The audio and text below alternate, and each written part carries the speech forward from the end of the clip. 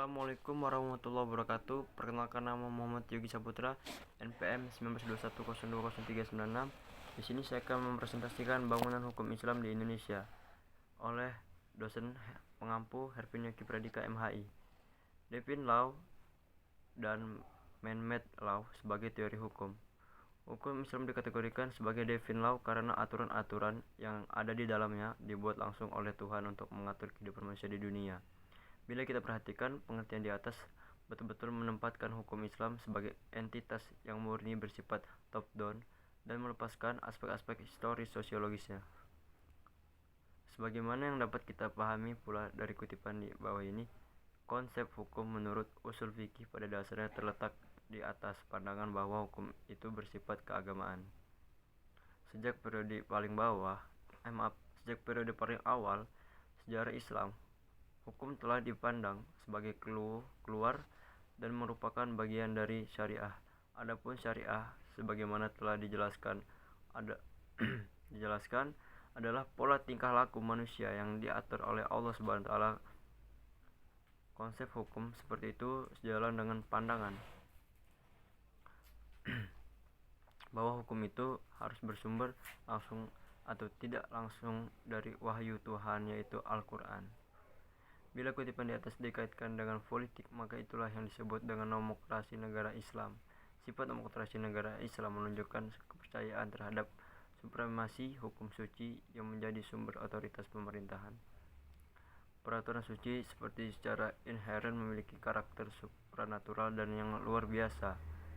Ikatan-ikatan penyataan antara agama dan negara dan supremasi hukum suci berasal dari kehendak Tuhan secara bersama-sama menegaskan kembali kewajiban setiap hambanya untuk taat kepadanya.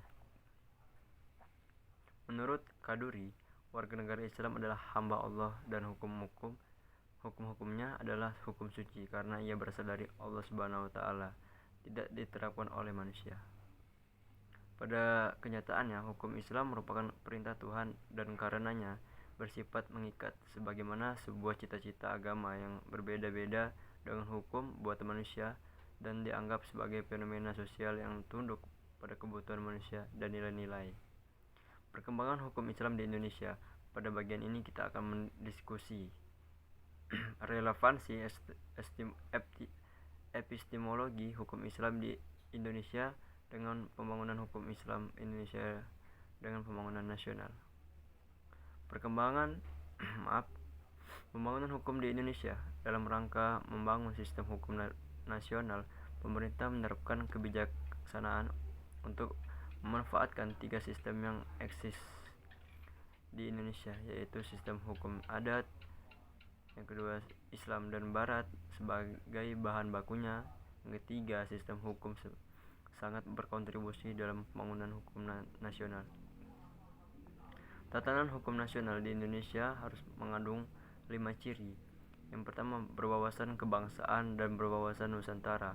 Kedua, mampu mengakomodasikan kesadaran hukum kelompok etnis, kedaerahan, dan keyakinan agama.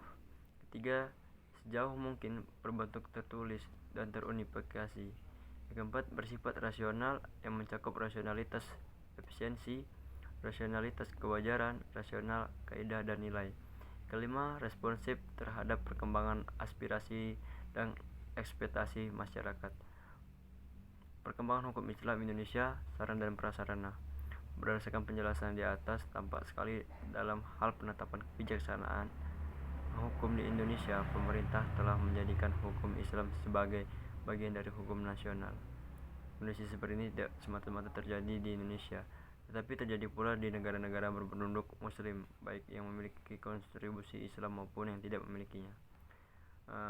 Sebagai sebuah sistem hukum atau bagian dari sebuah sistem hukum, ia mempunyai teks tertulis dalam bidang-bidang yang dicakupkan, memiliki lembaga peradilan sesuai tingkatan-tingkatan yang diperlukan, dan mempunyai alat penegak hukum untuk menjalankannya. Mungkin itu saja yang dapat saya sampaikan. Bila ada kata yang salah, saya mohon maaf. Saya kiri. Wassalamualaikum warahmatullahi wabarakatuh.